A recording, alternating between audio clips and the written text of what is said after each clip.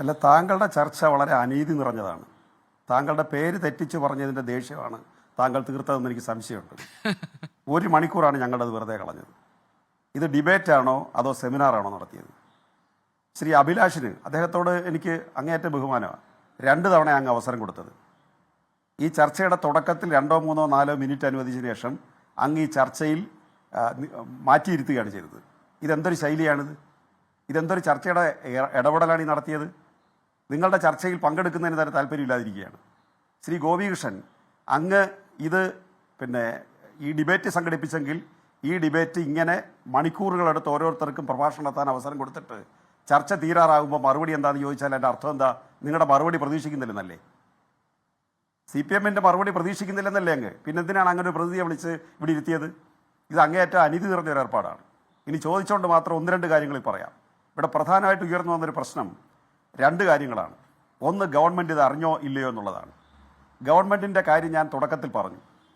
Government എടുത്ത മുൻകാലങ്ങളിൽ ഇടതുപക്ഷ ഗവൺമെൻറ് എടുത്ത ശുദ്ധീകരണ പ്രക്രിയയുടെ പശ്ചാത്തലത്തിൽ ശബരിമലയിലെന്നല്ല ഒരു സ്ഥലത്തും ഒരു തരത്തിലുള്ള അഴിമതി നടക്കാൻ പാടില്ലെന്ന് ശഠിക്കുന്ന ഗവൺമെൻറ്റാണ് കേരളത്തിലെ ഗവൺമെൻറ്. കഴിഞ്ഞ 10 വർഷത്തിനിടയിൽ 10 പൈസയുടെ അഴിമതി ഈ ഗവൺമെൻറ്റിലെ ഏതെങ്കിലും മന്ത്രിക്കെതിരായി തെളിയിക്കാൻ നിങ്ങൾ മാധ്യമങ്ങൾക്കോ ഈ നാട്ടിലെ എതിർ രാഷ്ട്രീയ പാർട്ടികൾക്കോ ആർക്കെങ്കിലും കഴിഞ്ഞിട്ടുണ്ടോ? അത്ര ശുദ്ധീകരിച്ച ഒരു സമീപനമാണ് സ്വീകരിക്കുന്നത്. അതുകൊണ്ടാണ് ഞാൻ ദേവസ്വം ബോർഡിൻ്റെ കാര്യത്തിലും അക്കാര്യം പറഞ്ഞത്. ഇപ്പോൾ ഗവൺമെൻറ് ശ്രദ്ധയപ്പെട്ടു. ഗവൺമെൻറ് നിലപാടെന്താ? ബഹുമാനപ്പെട്ട ഹൈക്കോടതി ലോകത്തേത് അന്വേഷണം ഏർപ്പെടുത്തിയാലും അതിനോടൊപ്പം നിൽക്കുകയും ആവശ്യമായ സഹായം ചെയ്യുകയും ചെയ്യും. അപ്പോൾ നിങ്ങളുടെ നിലപാടെന്താ? അല്ലാതെ പിന്നെന്താ മാർഗമെന്നാ? അല്ലാത്ത നിലപാട് സ്വീകരിക്കുന്ന എത്ര ഗവൺമെൻറ്റുകൾ നമ്മുടെ രാജ്യത്തുണ്ട് ഓരോ കാര്യത്തിലും? അപ്പോൾ ഗവൺമെൻറ് ഇക്കാര്യത്തിൽ വളരെ ശക്തമായ നിലപാടാണ്. ആരുടെ പേരിലും ഈ കാര്യത്തിൽ അന്വേഷിച്ച് കൊണ്ടുവരുന്നതിൽ യാതൊരു പ്രശ്നവുമില്ല. രണ്ടാമത്തെ കാര്യം, കേസെടുക്കാത്തത് എന്താണെന്ന് ശ്രീ രാഹുലിനെ പോലുള്ള ആളുകളൊക്കെ വന്നിട്ട് ചോദിക്കുകയാണ്. ഈ ഹൈക്കോടതിയുടെ നിരീക്ഷണത്തിൽ ഹൈക്കോടതിയുടെ സ്പെഷ്യൽ ഇൻവെസ്റ്റിഗേഷൻ അന്വേഷിച്ചുകൊണ്ടിരിക്കുമ്പോൾ ഗവൺമെൻറ് ആരുടെ പേരിലാണ് കേസെടുക്കേണ്ടത്? ഒന്ന് പറഞ്ഞു തന്നാട്ടെ. ഗവൺമെൻറ്റിനകത്ത് റോള് വരുന്ന എപ്പോഴാണ്? ഹൈക്കോടതി നിർദ്ദേശിക്കുന്നതനുസരിച്ച് ഏതെങ്കിലും തരത്തിൽ ഗവൺമെൻറ് അതിന് വിരുദ്ധമായിട്ട് നിൽക്കുമ്പോഴല്ലേ ഗവൺമെൻറ്റിൻ്റെ പ്രശ്നം വരുന്നത്. ഇവിടെ കേസെടുക്കുക എന്നുള്ളത് ഇപ്പോൾ ഗവൺമെൻറ്റിൻ്റെ മുമ്പിൽ ഇന്നയാളിൻ്റെ പേരിൽ കേസെടുക്കുക എന്നുള്ള പ്രശ്നമുണ്ടോ? ഒന്നുമില്ലല്ലോ. ഗവൺമെൻറ് മുമ്പിൽ വരുന്ന പ്രശ്നം എന്ന് പറഞ്ഞാൽ കോടതിയുടെ നിരീക്ഷണത്തിൻ്റെയും അന്വേഷണ കമ്മീഷൻ്റെയും അനുസരിച്ച് കാര്യങ്ങൾ പുറത്തു വരട്ടെ. ദേവസ്വം ബോർഡ് അക്കാര്യത്തിൽ എടുത്തുകൊണ്ടിരിക്കുകയാണല്ലോ.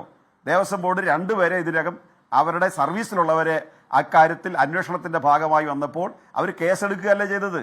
ദേവസ്വം ബോർഡ് ചെയ്തത് അവരുടെ പേരിൽ നടപടി സ്വീകരിച്ചു. സസ്പെൻഷനിലായാണ് അവർ. അങ്ങനെ ഏതെങ്കിലും കേസുകൾ വന്നാൽ അപ്പം ചെയ്യാം. പിന്നെ പിരിഞ്ഞു പോയിട്ടുള്ള ആളുകളുടെ പേരിൽ ഇത്തരം ഗുരുതരമായ പ്രശ്നമുണ്ടെങ്കിൽ അവരുടെ പെൻഷനെ ബാധിക്കുന്ന തരത്തിലുള്ള ക്രമീകരണങ്ങളും അവർക്ക് ചെയ്യാൻ പറ്റും. മൂന്നാമത് സർക്കാരിൻ്റെ മുമ്പിലുള്ള പ്രശ്നമാണ്. സർക്കാരിൻ്റെ മുമ്പിൽ വരട്ടെ. അപ്പോൾ കേസ് എടുത്തില്ലെങ്കിൽ പോരായി ചർച്ച ചെയ്യുന്നത്. അല്ലാതെ മുൻകൂട്ടി എടുക്കാൻ പറ്റുമോ? നേരത്തെ അന്വേഷണ കമ്മീഷനെ പ്രഖ്യാപിക്കണമെന്ന് പറഞ്ഞു. ആ ഒരു ചർച്ചയാണ് നടത്തിക്കൊണ്ടിരുന്നത്. എന്ത് യുക്തിയായിരുന്നു അതിനകത്തുള്ളത്? അവസാനം നമ്മുടെ ബഹുമാനപ്പെട്ട ഹൈക്കോടതി തന്നെ കൃത്യമായി അതിൽ അന്വേഷണ കമ്മീഷനെ വെച്ചു. ഏറ്റവും ബെസ്റ്റ് ടീമിനെ തന്നെ വെച്ചു. അവർ ശക്തമായി മറ്റ് സ്റ്റേറ്റുകളിലേക്കും ഇതിനകത്ത് അന്വേഷണം നടത്തിക്കൊണ്ടു പോവുകയാണ്. അതിൽ യാതൊരു തർക്കവുമില്ല. പിന്നെ ശബരിമലയിൽ നിന്ന് പുറത്തു കൊണ്ടുപോകാൻ അനുവദിച്ചതിനെ സംബന്ധിച്ച് അതിൻ്റെ ഒരു വിശദീകരണം വന്നിട്ടുണ്ട്. അത് ശരിയാണോ ഇല്ലയോ എന്ന് കോടതി പരിശോധിക്കട്ടെ. ആ വിശദീകരണം വന്നത് ഇലക്ട്രോപ്ലേറ്റിംഗിന്റെ ഭാഗമായിട്ടാണ് ഇത് പുറത്തു കൊണ്ടുപോകേണ്ടി വന്നതെന്നുള്ളതാണ്. ഇലക്ട്രോപ്ലേറ്റിംഗ് ശബരിമലയിൽ വെച്ച് ചെയ്യാൻ പറ്റത്തില്ല. 2 കാരണത്താൽ ചെയ്യാൻ പറ്റില്ല. ഒന്ന്, വനനിയമം അനുസരിച്ച് ചെയ്യാൻ പറ്റില്ല. 2, ടെക്നോളജി ഇലക്ട്രോപ്ലേറ്റിംഗിൻ്റെത് ശബരിമലയിൽ കൊണ്ടുവച്ച് ചെയ്യാൻ പറ്റില്ല.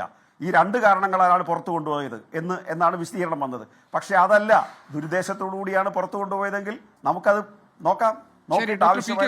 ഏതായാലും ഈ പറഞ്ഞ കാര്യങ്ങൾക്കൊക്കെയുള്ള കൗണ്ടർ ക്വസ്റ്റ്യൻസ് എനിക്കുണ്ട്. പക്ഷേ സമയം അനുവദിക്കാത്തത് കൊണ്ടാണ്. പിന്നെ രണ്ടാമത്തെ കാര്യം, ഇതൊരു ചർച്ചയായില്ല, സെമിനാറായി പോയി എന്നത് താങ്കളുടെ ഒരു വിമർശനം എന്ന നിലയ്ക്ക് ഞാൻ കാണുന്നു. വളരെ കമ്പീറ്റൻ്റ് ആയിട്ടുള്ള ആൾക്കാർ അവരവരുടെ മേഖലയിലുള്ള ആളുകൾ അവരുടെ അഭിപ്രായം പറയുകയും ഏറ്റവും ഒടുവിൽ CPM പ്രതിനിധിക്ക് എന്ത് മറുപടി പറയാനുണ്ട് എന്ന് ചോദിക്കുകയും ചെയ്യുന്നത് ഈ ചർച്ചയുടെ സാമാന്യമായ മര്യാദയ്ക്ക് യോജിച്ചതാണ് എന്നതാണ് എൻ്റെ ബോധ്യം.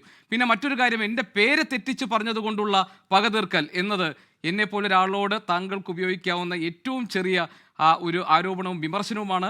അത് താങ്കൾക്ക് എൻ്റെ വ്യക്തിത്വത്തെക്കുറിച്ച് അറിയാത്തത് കൊണ്ടാണ്. ഞാൻ അത്രയും പ്രഗത്ഭനായോ പ്രശസ്തനായോ ആളാകാത്തത് കൊണ്ടായിരിക്കാം അത്. പിന്നീട് ഒരു വ്യക്തിപരമായ ഒരു സൗഹൃദ സംഭാഷണം ഉണ്ടാകുമ്പോൾ താങ്കൾക്ക് അത് ബോധ്യപ്പെടുമെന്നാണ് എൻ്റെ ഉറച്ച വിശ്വാസം. ലോകത്തെവിടെയായാലും ഏത് സമയത്തും 24 വാർത്തകളും ഓഗ്മെന്റഡ് റിയാലിറ്റി പാക്കേജുകളും എക്സ്പ്ലെയിനറുകളും വിശദമായി കാണാൻ ഞങ്ങളുടെ YouTube ചാനൽ നിങ്ങൾക്ക് സബ്സ്ക്രൈബ് ചെയ്യാം.